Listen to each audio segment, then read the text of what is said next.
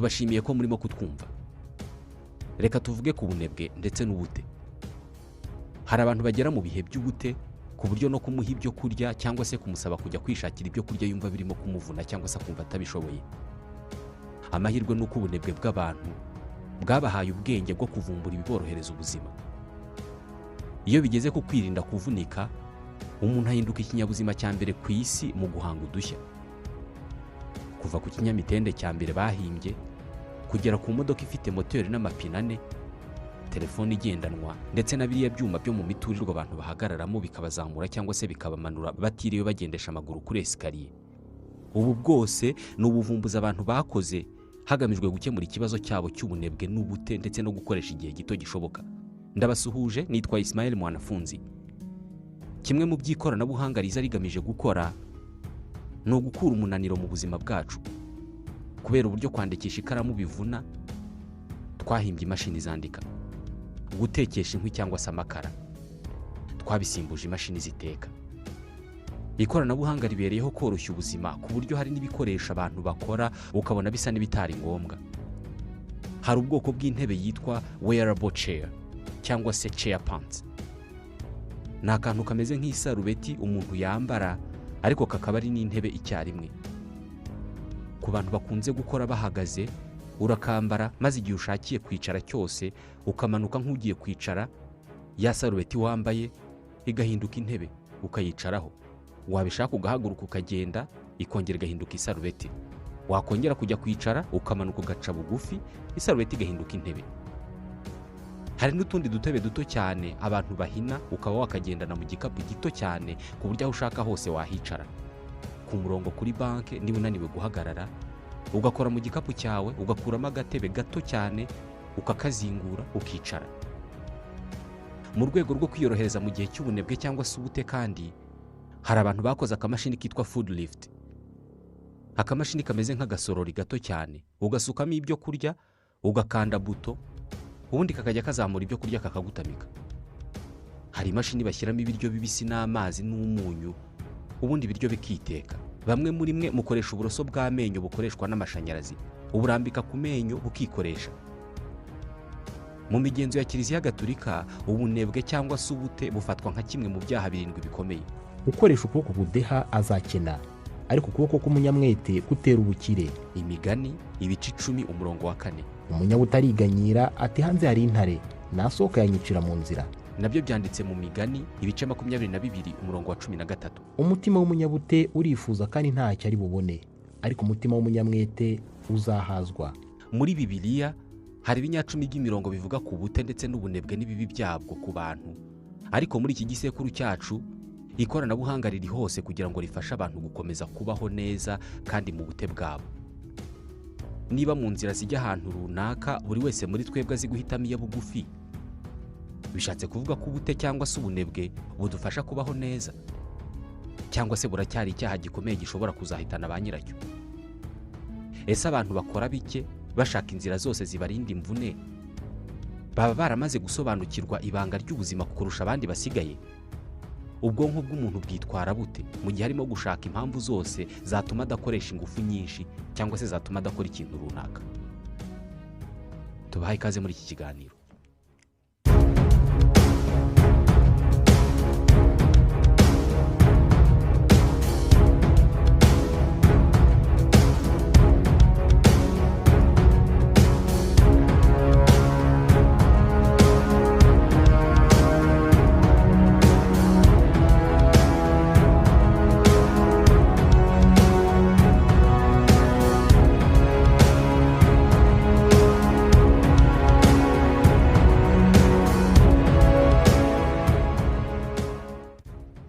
Nzi abantu benshi bagorwa no kuva mu buriri mu gitondo.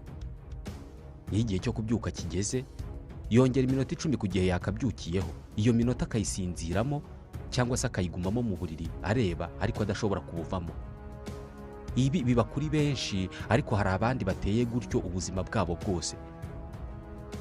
Umuntu ubyuka hakeye agafata telefone ye akareba niba hari ibintu bishya biri kuri Instagram, akamara umwanya munini arimo kureba aya makuru cyangwa se akaba yaniriza umunsi wose ari muri ibyo ngibyo. Abantu benshi bakora kugira ngo babike amafaranga n'ubutunzi, bagira ubuzima bwiza muri icyo gihe bagifite ingufu, ariko nanone baba bagamije ko nibagera mu zabukuru bazabaho neza bo n'ababakomokaho mu gihe bazaba batagifite ingufu zo gukora. Ibi ni ibisanzwe, gusa hari abandi bashobora kuba atari benshi ariko batekereza ko ari byiza cyane kwirinda gukora cyane ukiri muto cyangwa se ugifite ingufu, ahubwo bagashyira ingufu zabo mu kwishimira igihe bafite aho kukimara mu kazi bashaka ubuzima bwiza bw'ahazaza batazi niba bazanahageza. Aya magambo mvuze ni ibitekerezo by'abantu twebwe twita abanebwe cyangwa se abanyabute, ariko ibi bitekerezo biri no muri imwe mu mvugo z'abahanga zamamaye cyane mu isi. Ibi ni ibyavuzwe n'umuyobozi w'ikirenga wa 14 w'imyemerere y'abanyatibe, Dalai Lama Tenzin Gyatso. Umuntu yarantangaje cyane, yangiza ubuzima bwe ashaka amafaranga, hanyuma yamara kubona amafaranga akayakoresha agarura bwa buzima yangije yashaka, abaho ubuzima bwe bwose ahangayikishijwe n'ahazaza, bikamubuza kwishimira ibiharimo. Ikiva muri ibi ni uko atabaho ubuzima bwe afite ako kanya, kandi nta nubwo abaho ubuzima bw'ahazaza, abaho nk'utazigera apfa yarangiza agapfa kandi atarigeze abaho mu by'ukuri. Ni ukuvuga ko nukora cyane uzananirwa, urware, utakaza ubuzima, hanyuma ufate bwa butunzi wegeranyije muri za mvune ujye kubwivuzamo. Uyu munsi turi mu isi aho ibintu byose byihuta kandi abayituye bashishikajwe no kurushanwa mu birebana n'ubutunzi. Buri muntu akeneye byinshi kugira ngo yishime. Bisa naho nta muntu ushimishwa no kubona ibimubeshaho byonyine. Nyuma yo kubona ibishobora kukubeshaho, umuryango mugari tubamo ugusunikira kujya gushaka ibyo gusagura. Madame Hélène Leye ni umuhanga cyane mu birebana n'imitekerereze, akaba umwanditsi. Igitabo aherutse kwandika yacyise L'éloge du retard, ibisingizo byo gukererwa. Muri iki gitabo ashyigikira cyane ibitekerezo biri mu nyandiko ya Jean-Jacques Rousseau yo mu 1781 ivuga ku nkomoko y'indimi, Essai sur l'origine des langues, ivuga ko umuntu ari umunebwe mu buryo bwa kamere. Bisa naho abereyeho kuryama kubera ko amara 1/3 cy'ubuzima bwasinziriye cyangwa se ari ahantu adashaka kunyeganyega. Ibintu byose bituma umuntu akora cyangwa se ahaguruka akanyeganyiza ibice by'umubiri we ni ibintu bizanwa n'umuryango mugari abamo. Bitabaye ibyo ubundi yakibereyeho yiryamiye cyangwa se yicaye atanyeganyega. Ikintu cya mbere na mbere akunda kurusha ibindi ni ukubaho ubuzima bw'iteka ryose. Ikindi ni ukutagira icyo akora. Nibitegereza neza uzabona ko no gukora kwe biba bigamije kuruhuka. Akora kugira ngo azagere igihe aruhuke. Ubunebwe kamere bwacu nibwo butuma dukora. Ni amagambo ya Jean-Jacques Rousseau ariko adatandukanye cyane n'aya Hélène Leye. C'est quelque chose qui vient de nos sociétés modernes. Ubunebwe ni ikintu gifite inkomoko mu muryango mugari ugezweho. Mu myaka yashize ubunebwe bwari imibereho ihenze cyane yagenewe abatware. Mu myaka ya kera umutware w'umugereki cyangwa w'umuromani usibye kuba yaremerewe kutagira icyo akora, ahubwo yaranategetswe kutagira icyo akora. Iki gihe ubunebwe bwari ubw'abantu bakomeye bo ku rwego rwo hejuru. Uyu munsi ubunebwe bwabaye icyaha kubera ko imibereho yo gushaka umusaruro yamaze kutwinjiramo. Iyi mibereho yo gushaka umusaruro ishingiye ku mushahara cyangwa se igihembo. Ibyo yavugaga by'uko abantu b'ibwami batajya bakora byongeye kugaruka mu bitekerezo by'abantu ubwo igikomangoma cy'Ubwongereza Harry ndetse n'umufasha we Meghan Markle mu ntangiriro z'umwaka wa 2020 batangazaga ko bagiye guhagarika kuba abanyamuryango bahoraho b'ubwami bw'Ubwongereza bakorera ubwami, ahubwo bagahinduka abantu bigenga mu birebana n'ubukungu, bagatangira gutungwa n'amafaranga bikorereye bo ubwabo. Iki gihe abantu benshi bahise batangira kwibaza niba ubusanzwe batatungwaga n'amafaranga bikorereye. Abo mu muryango w'ibwami ntabwo bakora. Ikinyamakuru cyitwa Vanity Fair Royals gikunze kwandika inkuru z'ubwami kivuga ko abantu bo mu muryango w'ibwami bafite inshingano za hafi cyangwa se bazazigira, batemerewe kugira akazi bakora kabyara inyungu, bitewe n'uko izo nyungu zishobora kuvamo amakimbirane atuma uwo muntu ahangana kubera inyungu ze ku giti cye kandi abereyeho guharanira inyungu za rubanda. Ibi bivuze ko umwami n'uwo bashakanye ndetse n'umwana wabo ushobora kuzajya ku ngoma n'uwo bashakanye ntabwo bemerewe kugira ikintu bakora kibyara inyungu. Iyo bakoze akazi kinjiza amafaranga, ayo mafaranga bayafashisha abayakeneye kurusha abandi. Ibi birasa n'ibisobanuye ko abari muri uyu mwanya bemerewe kugira ubute n'ubunebwe ndetse n'itegeko kutagira icyo bakora. Ariko ku bandi basigaye ubunebwe ndetse n'ubute ni icyaha gikomeye cyane dukwiye kurwanya. uzabyumva cyane mu mbwirwaruhame n'andi magambo yose avuga ku murimo. Abanebwe ntabwo twese tubakunda, ariko ku rwego runaka twese tugira ubunebwe. Ku banyamujyi, hagati ya esikariye na bya byuma bizamura bikanamanura abantu mu miturirwa byitwa ascenseur, ni bangahe muri mwebwe bahitamo kunyura kuri esikariye?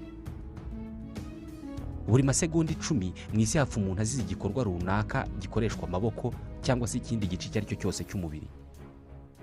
Buri munsi twumva ubutumwa buhamagarira abantu gukoresha imibiri yabo imyitozo ngororamubiri hagamijwe kubarinda indwara zitandura nk'umutima, diyabete n'izindi. Niba ari byiza kuri urwo rwego, kubera iki bisa naho babyingingira abantu? Umva igisubizo cya Boris Cheval, umushakashatsi mu birebana n'amarangamutima. Ikintu kibuza abantu guhaguruka ngo bakoreshe ingufu ntabwo ari ukubura ubushake, ahubwo ni ikintu kiba imbere mu mubiri wa buri muntu, ni ikintu abantu badashobora kugenzura. Icyo nicyo gisunikira buri muntu kumva adashaka gukoresha ingufu ku kintu icyo ari cyo cyose. Birasa n'ibyumvikanisha ko buri wese muri twe yifitemo urwego runaka rw'ubunebwe yavukanye. Hari inyandiko zivuga ku mikorere y'umubiri w'umuntu zigaragaza ko ubunebwe atari imyitwarire y'umuntu, ahubwo ni imikorere y'umubiri we. Hari inkuru yanditswe ku rubuga rwa internet isi Radio Canada mu kwezi kwa 10 k'umwaka wa 2018, aho bagaragaza ko mu buryo kamere ubwonko bw'umuntu bukururwa kandi bukishimira kuba nta kintu uwo muntu arimo gukora gituma yinyeganyeza. Umubiri wacu wubatse ku buryo wumva umeze neza iyo witurije, utanyeganyega cyangwa se ngo ukubaganye. Kugira ngo bamenye ibi, abashakashatsi bo muri kaminuza ya Colombie Britannique muri Canada bafashe itsinda ry'abantu babicaza mu cyumba umwe umwe, bakajya bamwereka kuri mudasobwa amafoto y'ibintu bitandukanye birimo abantu barimo kwiruka, abantu barimo guterura ibintu biremereye, abantu barimo kuzamuka imisozi, abantu biryamiye ntacyo barimo gukora, abantu bicaye barimo kureba televiziyo, amafoto y'intebe nziza buri wese yakunda kwicaramo, amafoto y'uburiri. Bapimye imikorere y'ubwonko bwa buri muntu arimo kureba ayo mafoto, baza gusanga abenshi iyo bageraga ku mafoto afite aho ahuriye no kuba nta kintu umuntu arimo gukora, ubwonko bwabo bwarahatindaga. Benshi iyo barebaga ifoto y'umuntu urimo guterura ibiremereye cyangwa se urimo kwiruka, ubwonko bwe bwihutiraga kuyivaho bwerekeza ku ifoto y'intebe nziza cyangwa se ku ifoto y'umuntu uryamye cyangwa se wicaye udafite icyo arimo gukora. Uburyo umubiri wacu wikundira kuba nta kintu urimo gukora kandi ukabikururirwa n'ibyo ubonye cyangwa se wumvise, uzabyumva cyane nuba wicaye mu kazi ukumva imvura iraguye. Urusaku rw'ibitonyanga ku mabati rwonyine rutuma wifuza kwiryamira. Bisa n'ibyumvikanisha ko ubunebwe buturimo muri twebwe, ariko dutegetswe kuburwanya. Aba bashakashatsi b'Abanyakanada banzuye ko ikintu kiri mu bwonko bwa buri wese kimusunikira gushaka ibintu bitamuvunnye cyangwa se bidakubaganya umubiri we, kimurimo kandi cyavutse uko umubiri w'umuntu wagiye uhinduka mu kwirema kwawo. Umva uko umwe muri abo bashakashatsi witwa Mathieu Boisgontier abisobanura muri iyo nyandiko. Ku bantu, amayeri yo kugabanya gukoresha ingufu z'umubiri ni iturufu bakoresheje kuva kera. Ni imigirire yabafashije cyane mu kumenya kwihisha inyamaswa z'inkazi mu mashyamba ndetse no mu gushaka ibyo kurya. Iyo ni imyitwarire twagumanye kuva mu bihumbi by'imyaka ishize. Bitewe n'uko umuntu ari inyamaswa idafite ingufu nyinshi z'umubiri ugereranije n'izindi mu ishyamba, we yahisemo gukoresha ubwonko kurusha ingufu z'umubiri.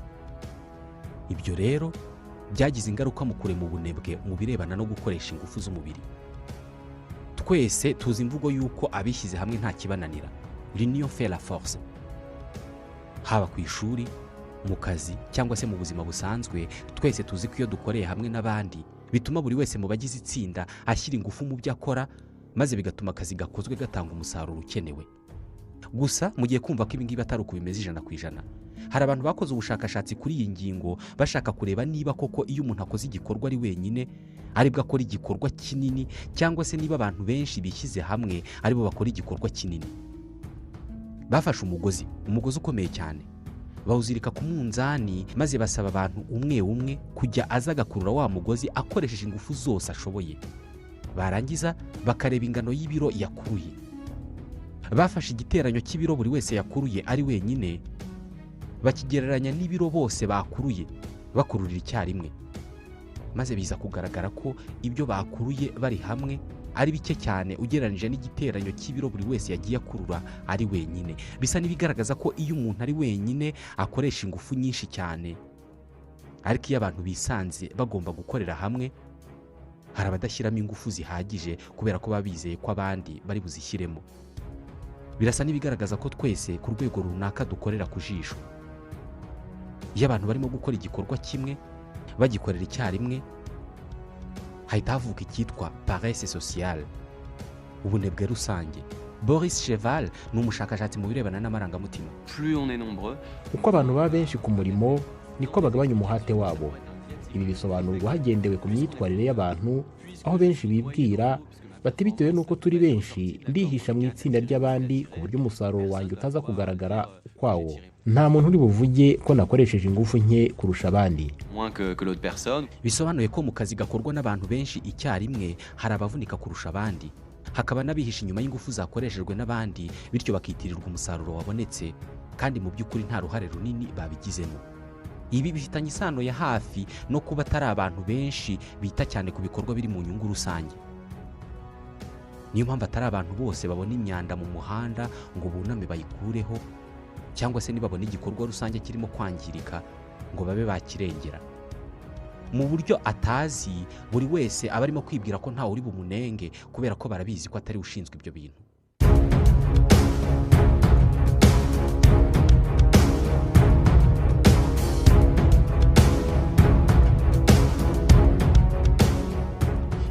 Kugira ngo ufate icyemezo cyo kuba umunebwe cyangwa se cyo guhaguruka ngo ukore igikorwa runaka, ubwonko bwawe bukora akazi gakomeye cyane ko guhitamo hagati y'amahitamo abiri tuba dufite mu mutwe.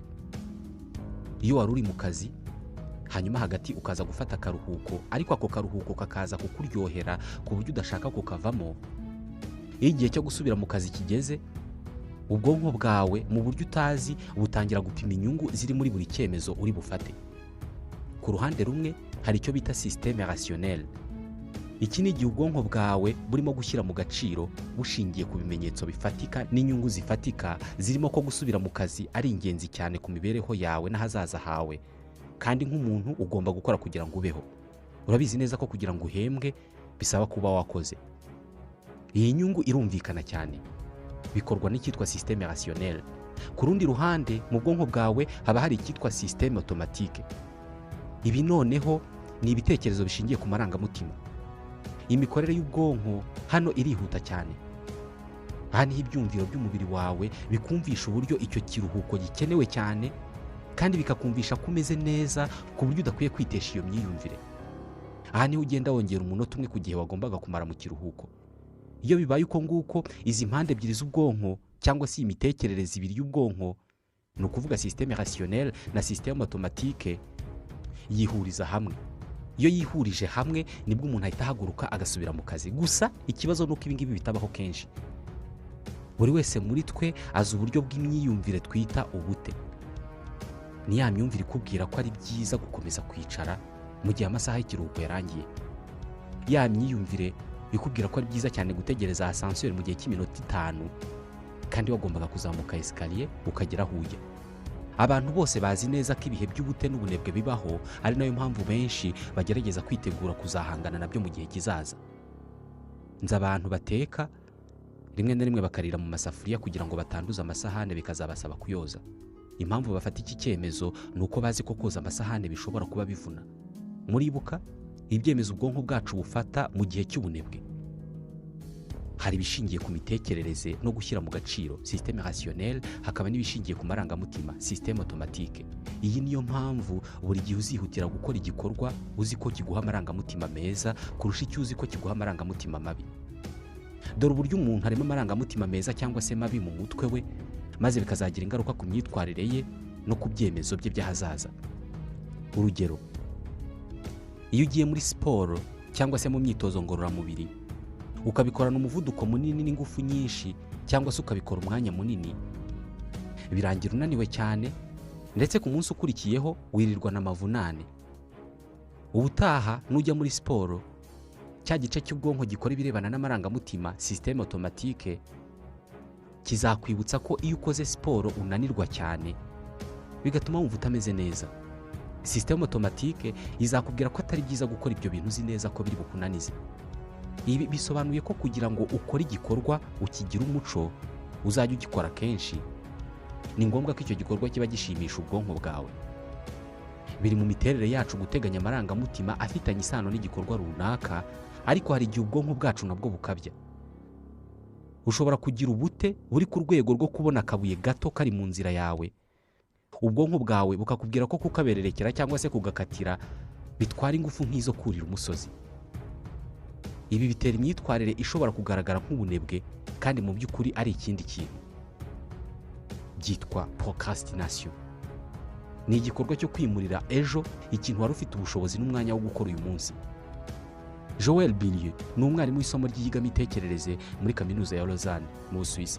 Quand on va anticiper sur le fait qu'on pourrait se retrouver en difficulté, iyo ugiye gukora igikorwa ariko mbere yaho ukabanza guteganya ko icyo gikorwa kiza kukugora cyangwa se kudafite ubushobozi bwo kugikora neza, kwimurira icyo kintu ku wundi munsi ni bumwe mu buryo bwo guhangana n'aya marangamutima cyangwa se ibitekerezo.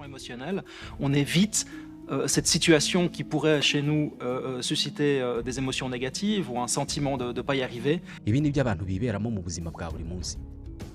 Uzabyumva mu matangazo asaba abantu kumenyekanisha imisoro, babwirwa ko ari byiza kwirinda umubyigano n'umuvundo wo ku itariki ya nyuma. Birazwi ko abantu benshi barindira itariki ya nyuma ngo bagire igikorwa bakora, nyamara bari bafite umwanya wose igihe cyose. Ku bantu bose, ahantu hose ku isi, gutanga amafaranga yaba y'imisoro cyangwa se andi yose ntabwo ari igikorwa gitera amarangamutima y'ibyishimo. Ariyo mpamvu abantu benshi iyo bisanze bagomba gutanga amafaranga bahitamo kuzayatanga ejo aho kuyatanga uyu munsi. Iyi igomba kuba ariyo nkomoko yo gusora ku munsi wa nyuma. Rimwe na rimwe abantu bagatanga n'amande. Ibi biba ku isi yose.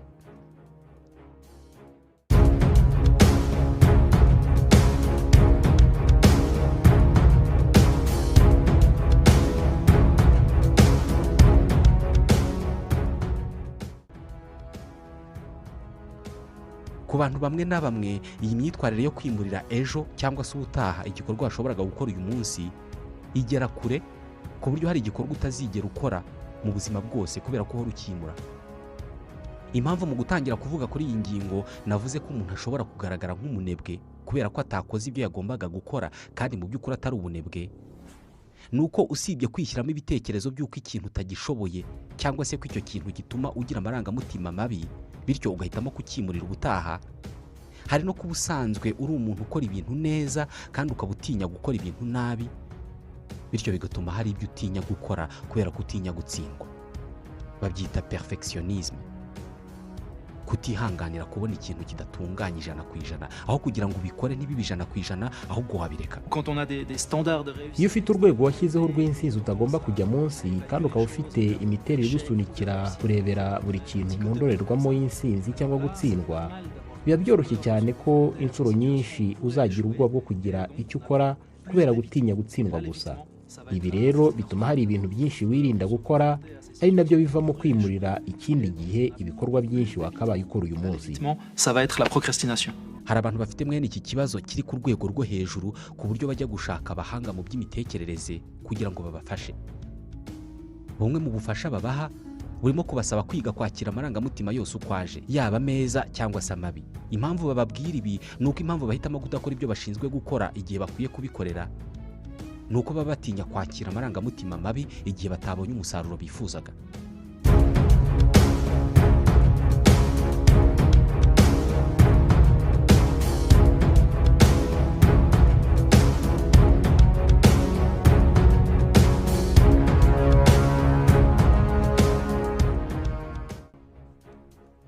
Ubusanzwe umubiri w'umuntu wubatse ku buryo wifuza guhora witurije nta kintu ukora. Muri make umubiri uryoherwa n'ubunebwe. Gusa nanone kubera ko tumaze amagana y'ibihumbi by'imyaka dukora, kudakora bivuna ku rwego rushobora kungana n'uko gukora bivuna. Hari abashakashatsi bafashe itsinda ry'abantu umwe umwe bakamushyira ahantu mu cyumba kidafunze kitarimo amafoto, gito ku buryo inkuta zegeranye, bakamusaba kuhicara ngo ategereze ko baza kumuhamagara abone kwimuka ajya ahandi hantu. Akaba nta telefone afite, nta kinyamakuru, nta kindi kintu na kimwe afite. Muri icyo cyumba bari bashyizemo kamera cyangwa se icyuma gifata amashusho ariko rwihishwa. Abakorerwagaho igerageza ntabwo babaga bazi ko ari igerageza barimo gukora.